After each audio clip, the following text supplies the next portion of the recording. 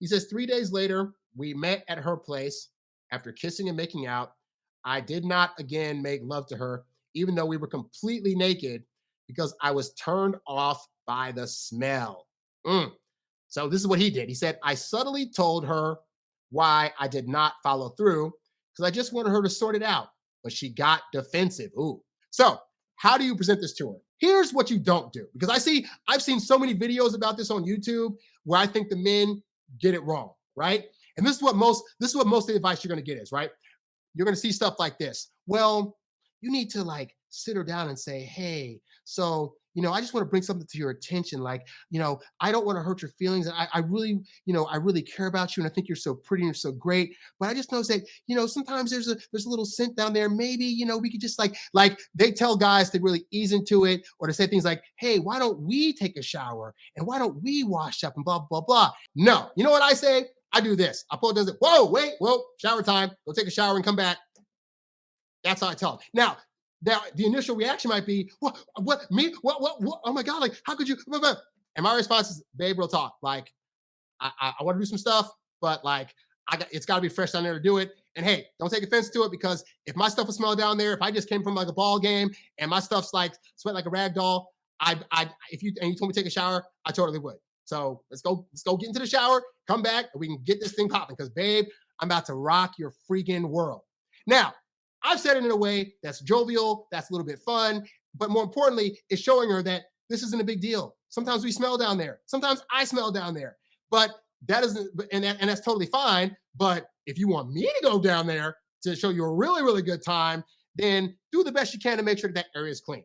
And I do it with no emotion. I do it very nonchalantly, but I say it in a way that says, hey, we can definitely continue the proceedings once this is handled. Now, for those of you that want it, that are like, well, that seems so harsh and this is that, recognize, guys, there's a few things going on here. For one, is that you're bringing the reality to the situation. Women want to buy into your reality. And so this is an early example of her being able to see how you're leading the relationship and how you're handling situations. You trying to handle the situation for smelling bad like a delicate flower, and that you're almost saying as though it's going to be offensive, but you don't want to offend her, and so you're trying to walk around on eggshells. Walking on eggshells around women rarely get you the results that you want. So you trying to tiptoe around her smelling bad down there is not going to actually result in you getting the results you want. If anything, it's going to make the situation seem a lot worse than it actually is, to where she's going to get offended. And because you're bringing it to her in a way where you think she might get offended, now she's going to get offended. Versus just being like, whoa, hey, babe, wait, you know what? Before we finish on, you need to take a shower real quick. Like, just go ahead and do it.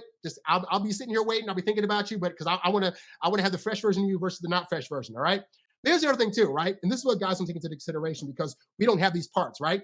Is that how a woman smells down there can be determined of a few things. If she's been working all day and sweating, that could be one thing, right? But let's say she takes a shower and she comes back and it still smells bad.